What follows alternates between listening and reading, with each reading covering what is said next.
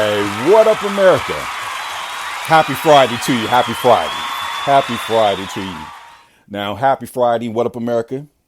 Welcome to a Better Black America podcast, the number one urban political podcast in the U.S. and worldwide. Yes, sir. And that's a Better Black America podcast, where the place where we keep it 100. We shoot it straight with no tracer. And it's from the lens of the black community, the lens from the black man, the lens of the former ancestors of this here America's good economics. So we're just going to dive right into it. Happy Friday, like I said. Now, the Ukrainian war is turning up a notch. It's turning up a notch. And Vladimir Putin is pressing the line, and Zelensky is sitting back, and he received the $600 million in aid. But right now he's looking for America to do a little bit more. He stated yesterday that we can shut down the sky, that we can send more weapons and more strategic weapons and more troops, and we could do more. But when you are a part of the big three, you can only look like you're helping the other countries. Now, look at NATO. NATO was something that the former president, Donald Trump, just decided not to be a part of because America pretty much is spearheading the opposition movement for China and Russia. See, China and Russia are on the same page. Now, if America, China, and Russia was on the same page, then it would be a big three. But right now we have to deal with the big two because the Democratic Party is clearly a part of this new world order, this one world order, one rule world. And we all know that, and we're seeing it in plain sight. And the sacrificial lamb was America. We sacrificed America. We tore everything down here in America to build back better. And now that the coronavirus has just been downgraded to what it is, common cold, influenza, pneumonia. Now, when we see that the smoke is starting to clear here in America, and we got an opportunity to start building back, an opportunity to start reestablishing ourselves, start getting back to a normal way of living. Now we got this world situation, this world stage, and America is right in front, pandering, playing games. Because this week alone, America paid its bill for its oil and energy from Russia in the sum of, and I got it right here, $22.4 million of oil purchased today. $600 million in aid, which is code word for assistance, wired to Ukraine. America is funding both sides. If America wanted to shut down Russia, we could shut Russia down right now by saying that $22.4 million check that you was depending on to fund your war, to get into the Black Sea and to press the line all the way through Ukraine to basically further Russia's borders and making it look like it used to be the USSR. We remember the KGB. We remember Get Smart. We remember all of that. And this is what we're dealing with right now. But America is playing games.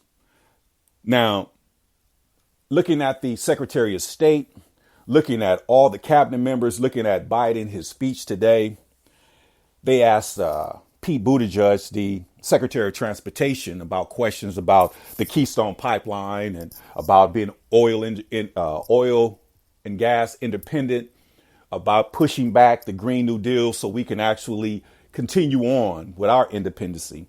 Those questions were asked to our Secretary of Transportation, the former presidential candidate, Pete Buttigieg, and he basically said everything is on the table. Now, when I saw that, how was everything on the table when you guys decided to shut down the Keystone Pipeline day one?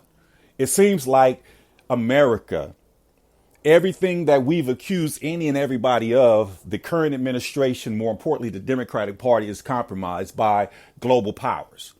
The Democratic Party is representative of the United Allies, not the United States, the United Allies. And I know it's Friday, and I know we're supposed to be having fun, but politics is for real. Politics is serious. Politics is where, we see the issues. And when we see these issues, we could become proactive instead of reactive. Because if you look at the Biden administration, it is clearly a reactive presidency. You cannot give us the last 4 years of advancement. Prior to that, 8 years of advancement when Obama took over at the peak of the mortgage debacle, bailed out the banks, bailed out different economies, put money in aid and created these programs. And then Trump took it to a whole nother level. And right now, George Floyd murder destroyed this nation. Black Lives Matters and BLM. We had so much destruction going on in this country. No, bombs did not come over here. We was not shooting missiles, but the casualties, the destruction, the taking down of what was up is what the issue truly and really is. Because we was really on some momentum. And now it seems like we need to get on the same sheet of music, but it's clearly starting to show. How can we be on the same sheet of music when the Democratic Party does not represent the United States of America? They represent the United Allies. The Democratic Party is a intrusion party. It's a fake party. It's a sham party. Go ahead and Google The Lost Cause. The Lost Cause was a book written and a story, a manuscript written by Confederate generals who actually lost the Civil War, anticipating that they have lost and it's over. The South is going to be different. The slaves are free. The plantation workers who basically know how to plantation, who know how to work in the fields, know how to do the crops, know how to do everything when it comes to making that good economics. So now they get to come in the house and be the beneficiaries of their good work. But something happened. A phenomenon happened.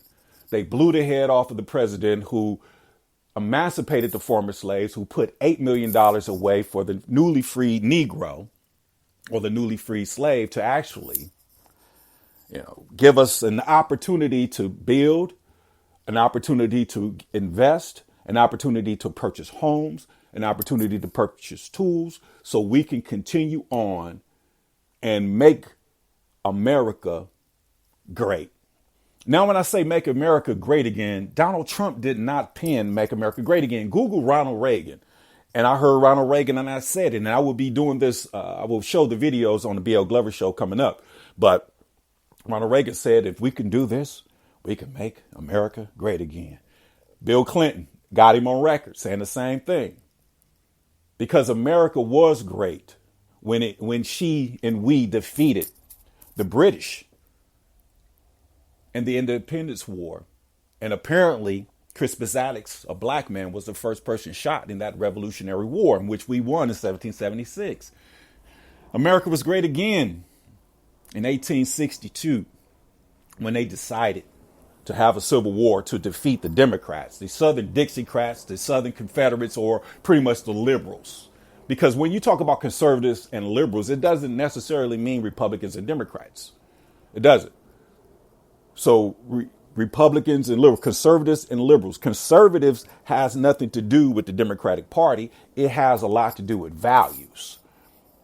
OK, a conservative, it believes in Christianity. A conservative believes in a higher power. A conservative believes in heaven. A conservative believes in somebody's bigger than them. Conservatives believe in God, man, woman, and child. Conservatives believe in family. Conservatives believe in the nuclear family, more importantly, the black nuclear family. And anything outside of that is genocide. Liberals pretty much have no faith, has no God. They separate church and state, and they will basically lie, because we're looking at a presidential administration who clearly is not prepped, ready, or prepared for the job.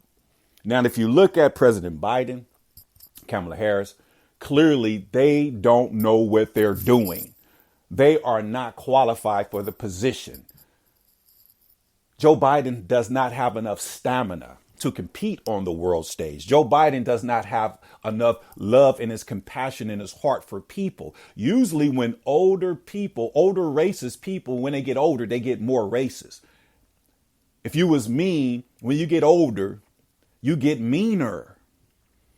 Because I saw what the president said after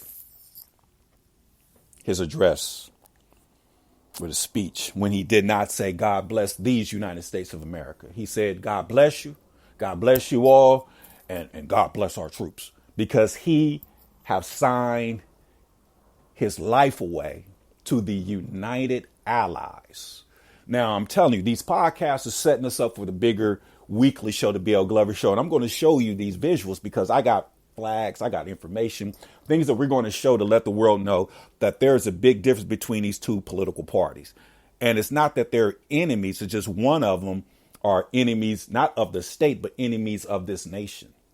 When you have a sitting president that refuses to say, God bless these United States of America, that's wrong, that's sad, and that's not American. And if you don't believe me or trust, pay attention and see. Let's not argue and debate about it. Just we'll wait until his next speech and we'll wait and see what he says. If he says, and God bless these United States of America, he said, God bless our troops.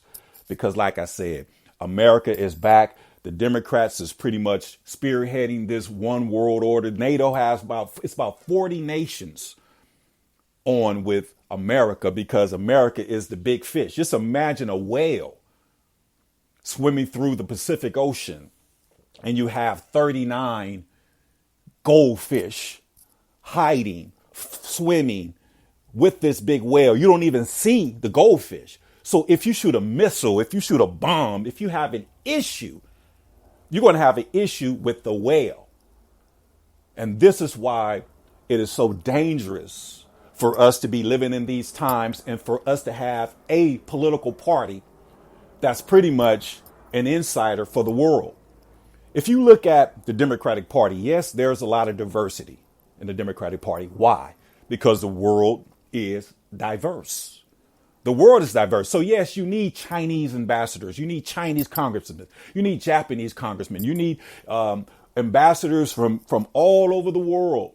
We got Afghanistan people, Afghanistan Americans. We got Somalian Americans. We got all these people that are not from here. And what they would say, the ones that flew here and did not grow here.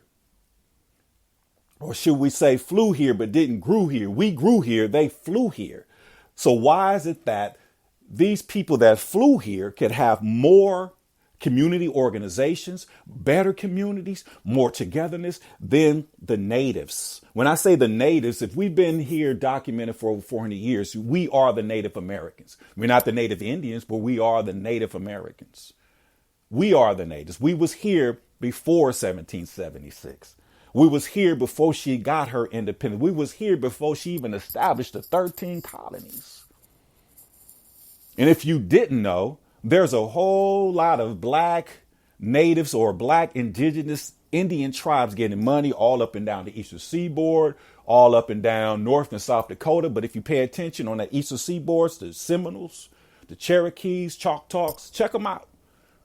Look just like us. Because you cannot be in the region of Florida, in the South, and through these summers with no shade and not be deeply melanated. I remember going to Florida in the 80s and I'm like, dang, look at all these dark people. Just groups of them. And now we're all just a little lighter shade of brown.